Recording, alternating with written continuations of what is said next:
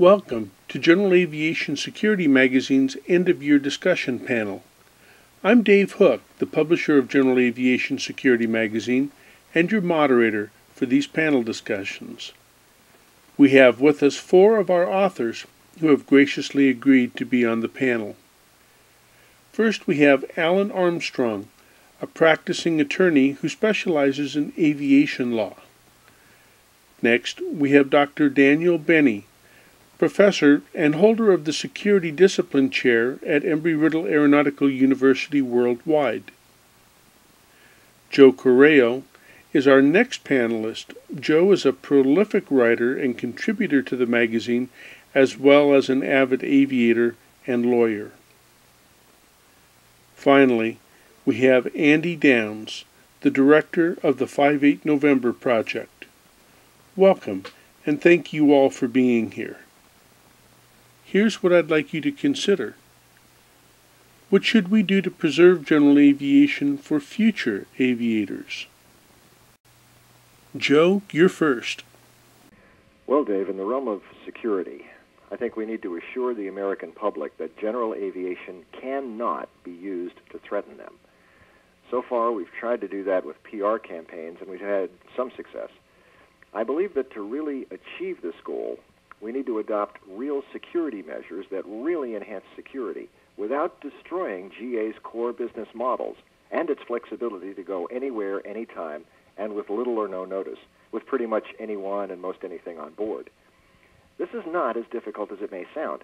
If we tackle GA security as a remote sensing problem instead of an airline checkpoint problem, I firmly believe that we can do away with checkpoints and checkpoint-like barriers in the GA environment, greatly enhance security, and keep security costs way down for GA operators and airports.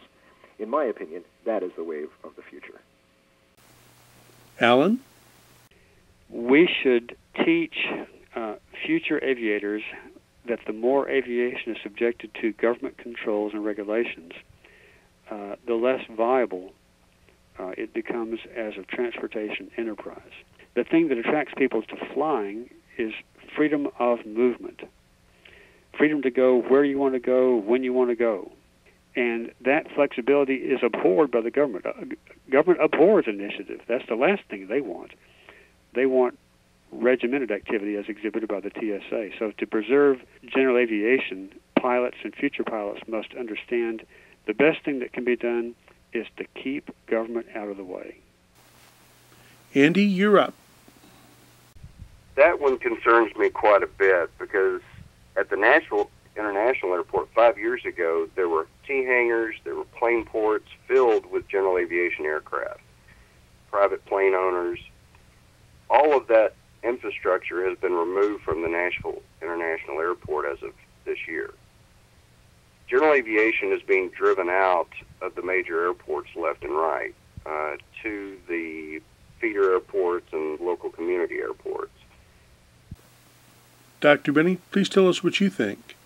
Well, I think we need to make the general public and the media aware of how important general aviation is to our national infrastructure and local economy, the jobs that they bring to an area, the tax base, and how important they are during emergencies for all types of aircraft. To preserve general aviation, we also have to keep it safe and secure. And so obviously from the security standpoint, by being proactive and having good security procedures in place and physical security and awareness training in place, it's going to reduce criminal activity and any potential for terrorism.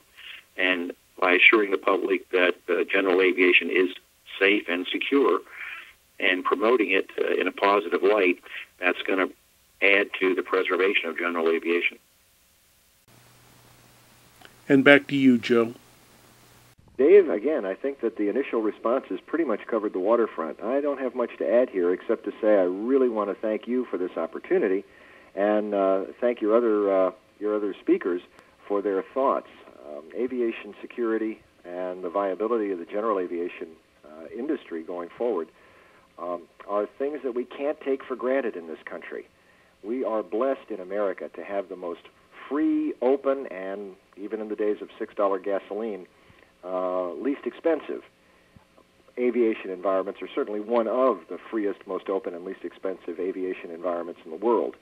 And to preserve that, we're all going to have to be really diligent and really thoughtful and really creative. And the panel you've pulled together here has certainly contributed some really creative and thoughtful ideas.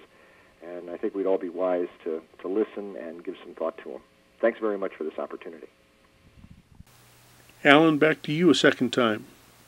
Well, what we should do to preserve GA for future aviators is we should, as I said last time, they should appreciate the fact that the government typically is not your friend. I mean, the government generally is an opposing force to promoting aviation. We need to find or create mechanisms or programs that will foster and promote the production of new aviators, because we're a declining breed.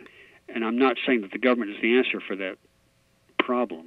Maybe private funding of organizations, something of that nature. But I think that general aviation pilots need to understand and appreciate that typically the government is not going to be your friend as you endeavor to fly your airplane, and they should have an appreciation for that as they engage in flight operations. Anything to add, Andy? I do go back to to create some kind of new version of the Civil Air Patrol where we can reach out to young people, make it more economical to get their aviation careers started. Pilot shortages in the future, the number of commercial certificates that are being issued now are way down. We need to be reaching out to young people and finding every way we can to get them interested and in love with aviation. Dr. Benny, you get the last word. Well, to preserve general aviation, we have to make sure that it is here for the future, for future pilots and aviators and anyone that has an enthusiasm with aviation. And to ensure that it's here, of course, all the security and safety aspects so that it is not subject to criminal activity and terrorism. But we have to make sure that the public and the government understands how important it is to have general aviation security. And also, from a business standpoint, they have a very small margin of profit. And if we have mandates that are put forth that are unsustainable, we're going to have these airports closing. And they're closing at an alarming rate right now. Once an airport is gone, it usually never comes back. And so we need to preserve general aviation by keeping it cost-effective and affordable for them to operate, keeping it secure, and to avoid any kind of government mandates, security or otherwise, that would not be cost-effective and put these airports out of business. Thank you, panelists, for sharing your thoughts and taking the time to be here. And thank you for watching. Until next time, fly safe and be secure.